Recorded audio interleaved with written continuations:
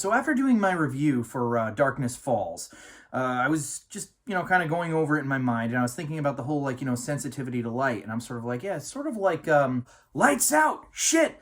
So this film came out in 2016, and it started out as a creepypasta, just a little short film on the internet, on YouTube. You can watch it. Actually, I'll include a link to it down below. Very creepy little video. I love the creepypasta movies, and honestly, I think that it's gold because it's all like independent filmmakers, and I think that a lot of bigger budget movies should really start taking inspiration from these. Maybe even do like a creepypasta anthology film or something. That'd be a really cool idea. This little film, Lights Out, the ending is the scariest part. I'm not going to tell you what happens, but the bulk of the video is this woman seeing this weird shadowy figure. And one thing that kind of unnerves me about it is the shape of the figure, like the posture, the like tense arms and kind of like, hunched over sort of a thing. It's literally just a silhouette, but it looks like the ending to Sleepaway Camp. And basically, when this woman turns off the lights in her hallway, boom, there's the shadow. When she turns it on, nothing. Boom, there's the shadow. Nothing. Just a really creepy way to screw with you. It's very well executed. It's like, I'll be damned if it's 3 minutes long, but it is just so effectively scary. The creator of that original film actually did the theatrical version. Apart from really that sequence, there's not much similarity because you can't take like a 3-minute video and stretch it into a 2-hour movie without it being insanely boring. That scene with the lights on, off, happens like right at the beginning. The villain, when you think about it, is very similar to Matilda Dixon from Darkness Falls, but this movie was done so much better. It's direct, it's to the point. The characters in the film are relatively likable. There's really one scene in the beginning where, there's this couple and they're, obviously they're sort of an item, but the dude wants to make it official and the girl's sort of like, nah, and he wants to like leave something there just to kind of like an anchor kind of a thing. So he tries to like sneak I think it was like a sock or something like that.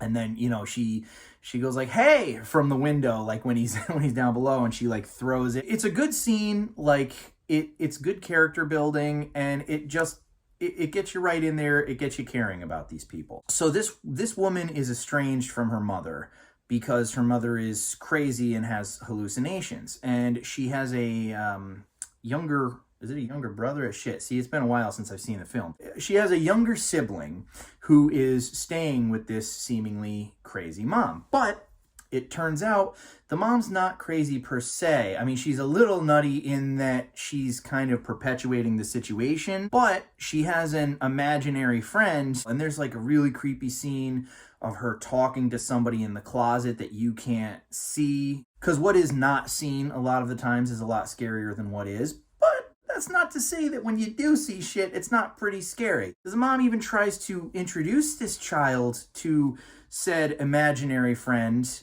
It's so creepy the way it's filmed because the kid is freaking terrified, and you see like the kid curled up like terrified, and then you hear a noise and like the camera like cuts to a wider angle and you see this silhouetted thing like perched on the back of the couch, and the kid runs away screaming. I don't want to get into its origins, but this thing has a sensitivity to light, but also is like very temperamental. And anytime somebody doesn't react well to her, she takes it as a, oh, well, you need to die kind of a thing. But she can only physically attack you when the lights are out.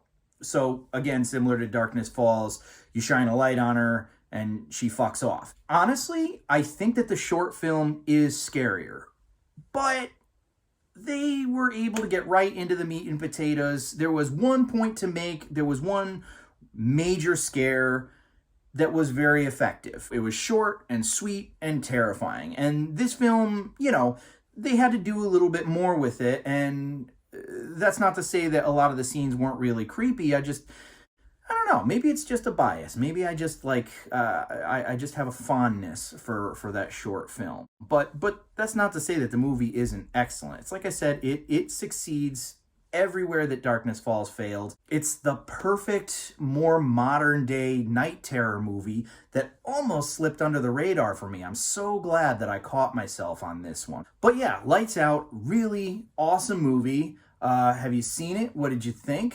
If you haven't seen it, highly recommended. And that's all she wrote. Or is it?